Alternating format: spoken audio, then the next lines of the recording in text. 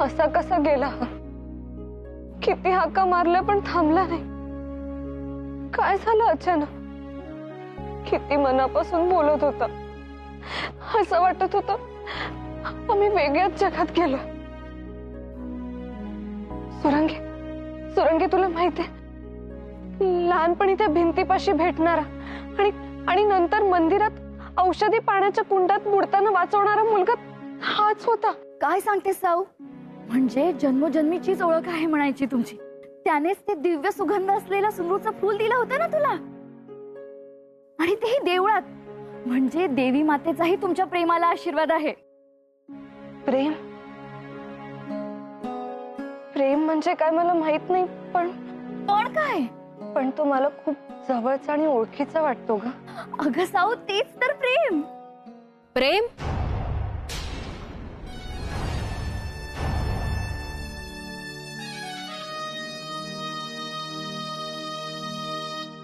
कोणाच्या प्रेमाबद्दल बोलताय तुम्ही? काय ग सावित्री,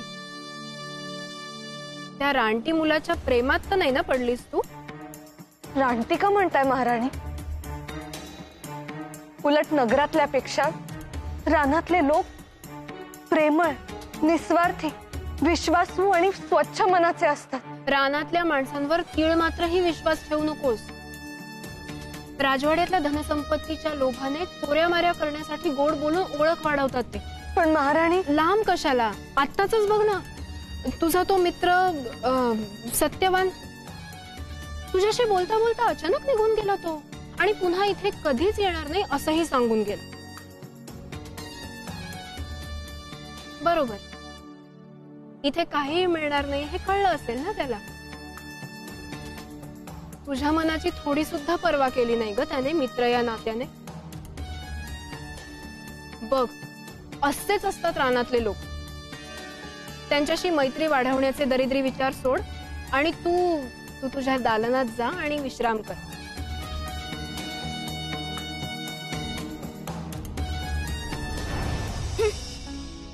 म्हणे रानातील लोक विश्वासघातकी असतात. महाराणी म्हणतायत ना, त्या अर्थी बरोबर उलटच असणार. तुझं मन सांगेल तू तेच कर. तिच्या मनाप्रमाणे वागायला लागलो तर राज्य लयाला नेईल ती. राजमाता, फार काळजी वाटते आम्हाला. उगाच रडकथा नकोय. काय झालंय ते नीट सांगा. सावित्रीला भेटायला रानातून एक युवक आला होता. काय? पण रानातल्या युवकाला राजवाड्यामध्ये प्रवेश मिळालाच कसा? तेच, अत्यंत कडक चौकी पहारे ओलांडून तो आला. म्हणजे हिनेच काहीतरी क्लुप्ती केली असणार. तरी खूप मोठ्या प्रयासानं त्या युवकाला मी राजवाड्याबाहेर घालवून दिले. उत्तम केलं.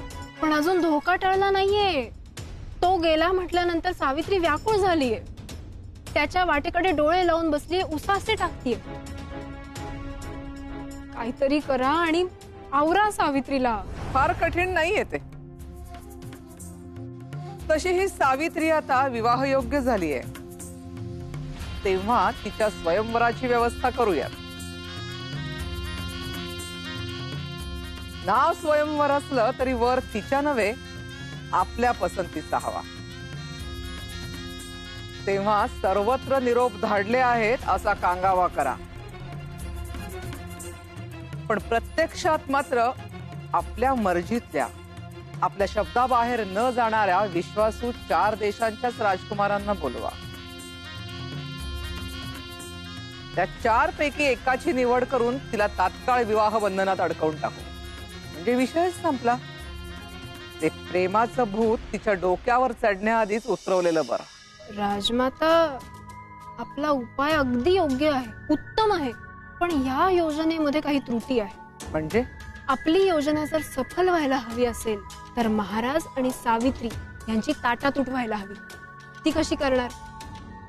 माझ्याकडे आहे उपाय. बोला. स्वयंवराची घोषणा झाल्यावर राजकन्येनं राजमातांच्या दालनात राहावं असं अनिवार्य केलं जाईल. आणि शास्त्राधार देऊन स्वयंवरात वराची निवड करेपर्यंत पित्यानं कन्येचं मुखावलोकन करायचं नाही असं आग्रहपूर्वक सांगावं लागेल. सावित्रीच्या हितासाठी हे सारं करत आहोत हे म्हटल्यावर महाराज विरोध करणार नाहीत असं वाटतंय तुम्हाला? ते काम तुम्ही आमच्यावर सोपवा. मुळात सावित्रीचं स्वयंवर म्हणजे वराची निवड करण्याचं स्वातंत्र्य केवळ आणि केवळ सावित्रीला आहे हे जर महाराजांच्या मनावर बिंबवलं तर त्यांचा विरोध असलाच तरी तो मावळेल. बरोबर आहे तुमचा मुद्दा. म्हणजे आता आपण सर्वांनी मिळून तो रानटी मुलगा सावित्रीच्या मनात भरलाय हे महाराजांना कळू न द्यायची खबरदारी घ्यायची. कळलं? बाकी साऱ्या गोष्टी तुम्ही दोघांनी घडवून आणा, अमात्यांना हाताशी धरून. प्रणाम राजमाता.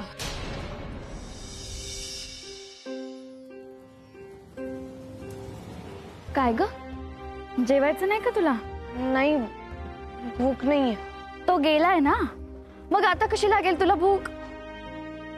तसं नाहीये ग, पण तो पुन्हा परत कधीच इथे येणार नाही असं महाराणींना कसं सांगू शकतो? तू ऐकलंस का तुझ्या कानांनी? नाही. खरंच इतके अनुभव येऊन सुद्धा भोळी ती भोळीच राहिलीस तू. महाराणींच्या बोलण्यावर इतका विश्वास कसा ठेवलास? तोही तितकाच प्रेमात आहे तुझ्या, ते स्पष्टच दिसत होतं. त्याच्या बोलण्यातून, त्याच्या वागण्यातून, त्याच्या नजरेतून. नको गो बोलूस असं, माझ्या छातीत धडधडायला लागतं. थांब, आत्ताच जाऊन महाराणींना सांगते, म्हणजे त्या ताबडतोब तुला दालनात कोंडून ठेवतील. सत्यवानाला तर त्यांनी घालवलंच आहे. पण आता करायचं काय? सत्यवान आणि माझी परत भेट कधी होणारच नाही का ग? मला भेटीची ओलीशी आशाही दिसत नाहीये. खरंच किती विलक्षण असतं ग हे प्रेम. इतका साधा आणि सोपा उपाय असूनही ध्यानात येत नाहीये तो तुझ्या. साधा आणि सोपा उपाय म्हणजे? महाराजांना सत्यवान आवडलंय ना? हो.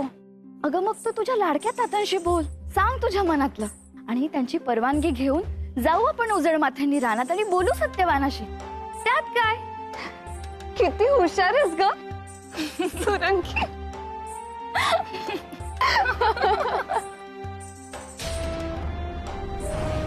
काय चाललंय?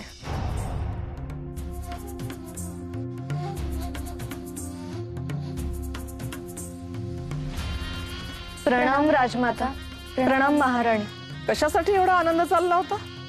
ते महाराज झपाट्याने बरे होत आहेत ना, तर सावित्रीला खूप आनंद झालाय. मग आता त्या आनंदात भर पडेल अशीच बातमी घेऊन आलोय आम्ही. म्हणजे? सावित्री, तू मद्र देशाची राजकन्या आहेस, तेव्हा रीतीप्रमाणे तुझं वय विवाहासाठी योग्य झाल्यावर तुझ्या स्वयंवराची घोषणा करायला हवी. पण राजमाता. घाबरू नकोस. आपल्या राजघराण्याला शोभेल असा शूर आणि धाडसी राजपुत्र नक्कीच मिळेल स्वयंवरात. रीतीप्रमाणे सर्वत्र निरोप धाडलेत आम्ही. त्यासाठी उत्तम मुहूर्तही शोधलाय आम्ही. त्या दिवशी सारे राजपुत्र दाखल होतील आणि त्यातूनच एकाची निवड होईल. अर्थात ती निवड सर्वस्वी तुमच्या मनावर असेल. माझ्या मनाचा विचार आहे. हा, स्वयंवराआधी नाही म्हणत आहोत आम्ही. स्वयंवर हे रीतीप्रमाणेच होईल. अर्थात स्वयंवराला आलेल्या कोणत्या राजपुत्राला वरायचं याचं पूर्ण स्वातंत्र्य तुम्हाला आहे. नाही सहभागी व्हायचंय आम्हाला स्वयंवरात.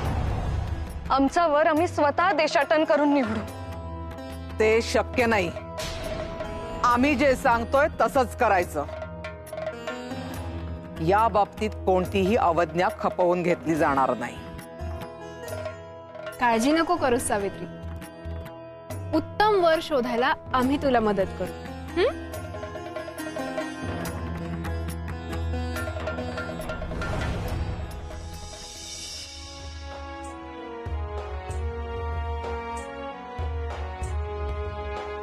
ज्या क्षणाची आपण आतुरतेने वाट पाहत आहोत त्या राजकन्या सावित्रीच्या स्वयंवराचा सोहळा जवळ येऊन ठेपला आहे.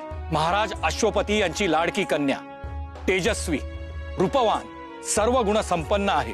तिच्या गुणांची आणि सौंदर्याची कीर्ती ऐकून कित्येक राजकुमारांनी स्वयंवराला उपस्थित राहण्याचं धाडसच केलेलं नाही.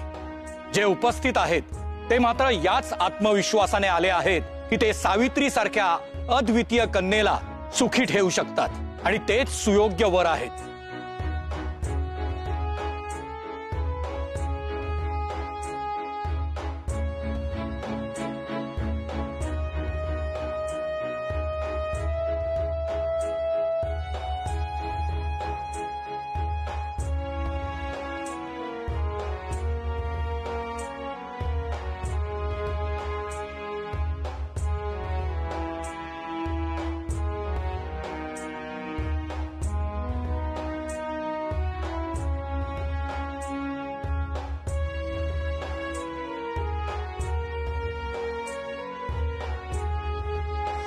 सुरंगे, आत्ताच जाऊन तातांना सांगून येऊ का की मला हे सारं नकोय ते? वेडी आहेस कसा? स्वयंवराची घोषणा केल्यापासून तर वराच्या निवड होईपर्यंत तुला महाराजांना मुखदर्शन द्यायचं नाही असं सांगून राजमातांनी तुला स्वतःकडे करून ठेवलंय. आणि या क्षणी आता त्या तुला महाराजांशी बोलू देतील असं वाटतं तुला? मग आता काय करायचं? एक काम कर,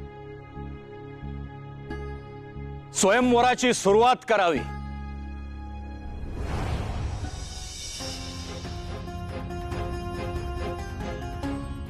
ईश्वराला आणि राज्यसभेतील साऱ्या ज्येष्ठांना माझा विनयपूर्ण प्रणाम.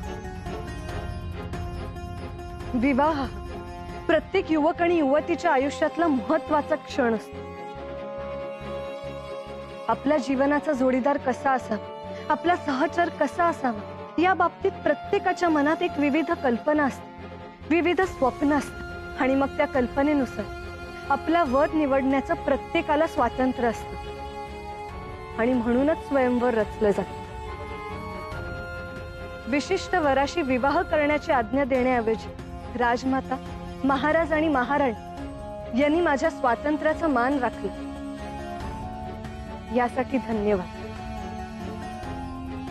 सावित्री, म्हणूनच तर वेळ वाया न घालवता उपस्थित राजकुमारांचा परिचय करून घ्या आणि सुयोग्य वराची निवड करा.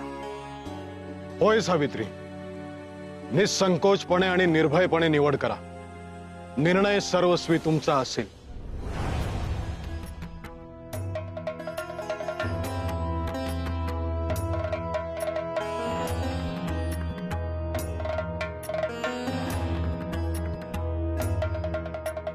हे पालाश राज्याचे युवराज अनंग.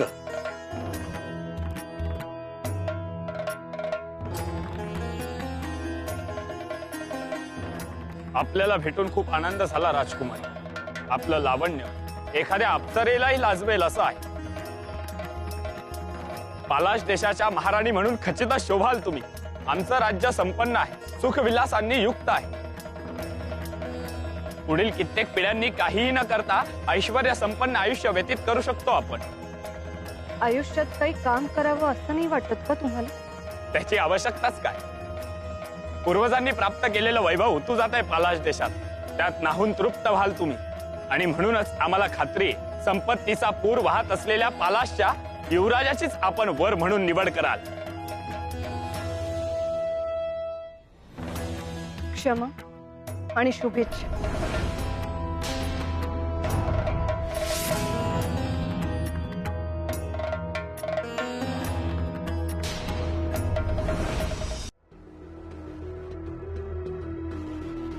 हे कौशल देशाचे राजकुमार कुशलबाहू आहेत राजकुमारी.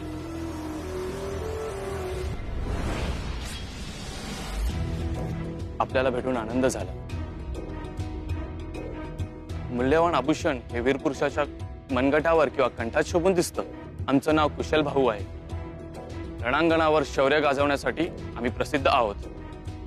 तेव्हा आमच्या शौर्याला तुमच्या सौंदर्याची आभूषणाची साथ शोभून दिसेल. आमची महाराणी म्हणून अशाच एका सौंदर्यवतीच्या शोधात होतो आम्ही. स्त्रीनं शोभिवंत असावं, दिसावं आणि राज्याला पुत्र वारस द्यावा अशी आमची धारणा आहे. आणि त्या निशंकावर तुम्ही पूर्ण उतरता तेव्हा तुम्ही आमची निवड कराल याविषयी आमच्या मनात मुळीच शंका नाही. परंतु आमचे निकष आपल्या निकषांशी जुळत नाही. त्यामुळे क्षमा आणि शुभेच्छा.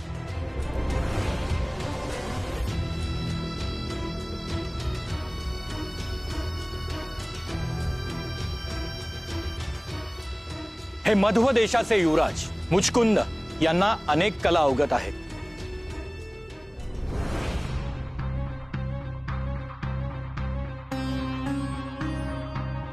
पण आपल्या सौंदर्यापुढे त्या सुद्धा अगदी फिक्या आहेत. पण आपले सौंदर्य आणि व्यक्तिमत्व पाहून आम्ही इतके भारावलो आहोत की आपण जर आमच्या महाराणी झालात तर आम्ही दिवस रात्र आपल्या भोवती रुंजी घालू, आपली शिल्प घडवू, आपले चित्र रेखाटू, आपल्यासाठी वाद्यही वाजवून दाखवू. इतक्या कला अवगत आहेत तुम्हाला? पण आमच्या पिताश्रींना तसं वाटत नाही. त्यांना वाटतं आम्हाला काही येत नाही, पण आम्हाला सगळं काही येतं. पण विवाहानंतर तुम्ही हेच केलं तर राज्यकारभार कोण करणार? करेल की कोणतरी नेमलेला माणूस. आम्ही नाही त्यात लक्ष घालत.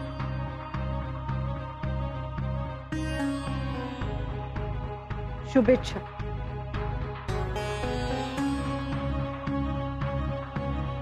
अश्वपती, अहो काय चाललंय हे? काय म्हणजे? सावित्रीच्या आयुष्याचा प्रश्न आहे, निर्णय तिला घ्यायचा आहे. हे वक्रटाक देशाचे युवराज वज्रसेन.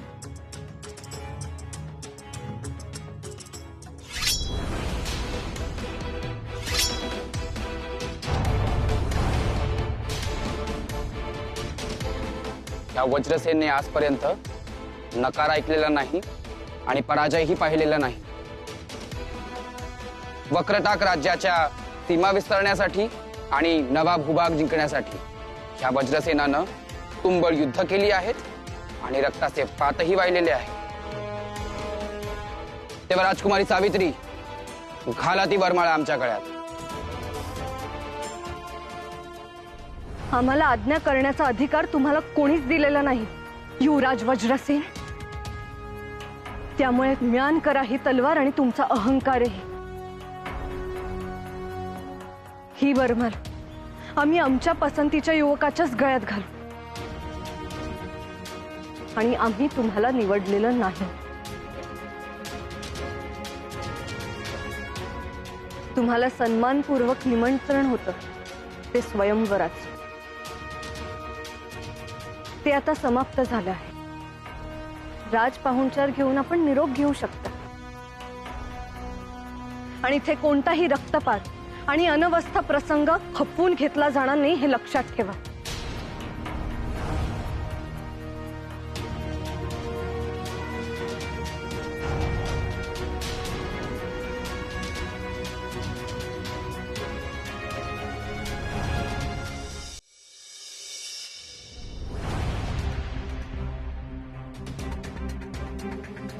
हा काय उद्दामपणा आहे? तुमच्याच उज्ज्वल भविष्याचा विचार करून आम्ही या स्वयंवराचं आयोजन केलं होतं. एकापेक्षा एक वरचढ असे राजपुत्र तुमच्याशी विवाह करण्यासाठी उत्सुक होते. साथ